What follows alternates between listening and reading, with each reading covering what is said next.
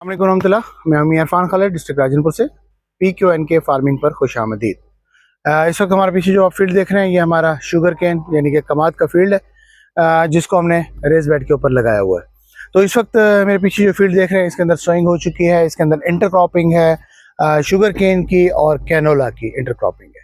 तो इस वक्त आज अल्हम्दुलिल्लाह इसको सोइंग किए हुए तकरीबन चौथा दिन है। तो 4 दिन के बाद या 5 दिन के बाद आज हम आपको पोजीशन दिखाने आए हैं कि ये देखें इसकी पोजीशन कैसी है। माशाल्लाह नीचे दिखाएं तो ये देखें जर्मिनेशन जो है वो राया की कैनोला की ये स्टार्ट हो चुकी है। ये देखें, और इसके साथ साथ जो हमारा शुगर केन है, शुगर केन ने भी जो है वो जर्मिनेशन स्टार्ट कर दी है। अभी तक उसकी जो अपना सुआ था वो बाहर निकला तो नहीं है, लेकिन ये है कि उसने जर्मिनेशन स्टार्ट कर दी है। तो इस वक्त तकरीबन अल्हम्दुलिल्लाह 5 दिन हो गए हैं इस फील्ड को। इस फील्ड के अंदर जो है ना हमने जो शुगर केन था उसको इस तरह से हमने काश किया कि ये हमारे बेड जो थे ये हैं तकरीबन 30 इंच के बेड।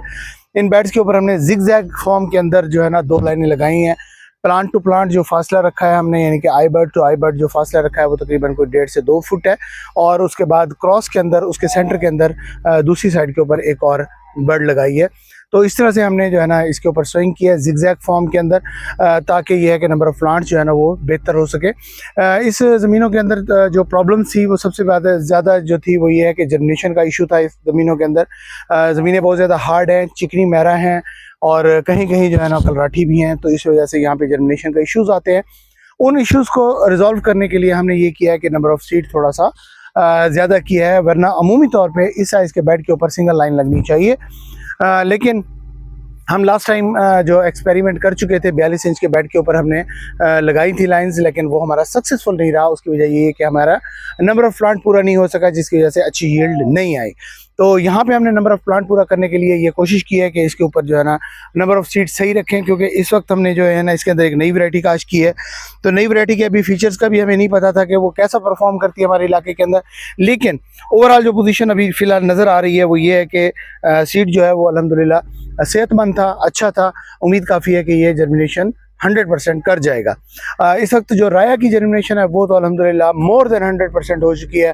बहुत ही ज़्यादा खूबसूरत जर्मिनेशन हुई है राया की। बाकी जो है फसल वो इंशाल्लाह गाय बगाए हम आपको अपडेट करते रहेंगे, आपको बताते रहेंगे। तो फ़िलहाल ये बताता चलूँ कि इसके अंदर हमने जो सीड इस्तेमाल किया है वो तकरीबन कोई 50 मन पर एकड़ के हिसाब से जो हमारा वो शुगर केन का सीड लगा है। और इसके अलावा जो राया है वो हमने तकरीबन ऑन एन एवरेज जो है ना वो 1 से 1.5 किलो हमने इसके अंदर छट्टा दिया है। तो क्योंकि ये छट्टे से काश थी, ड्रिल काश नहीं थी। अगर ड्रिल काश होती तो सीड और भी कम हो जाता।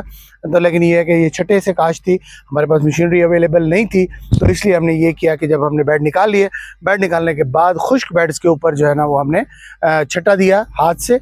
और उसके बाद जो है ना उसी खुश्क ज़मीन के ऊपर जो है ना हमने सीड को प्लांट कर दिया जो शुगर केन का था। फिर जब इसको पानी लगा दिया, जब जो बेड से नरम हो गए अच्छे तरीके से, उसके बाद हाथ से जो है ना वो उसको दबाव दे दिया शुगर केन के सीड को, और उसको तकरीबन 1 से 1.5 इंच मिट्टी के अंदर दबा दिया।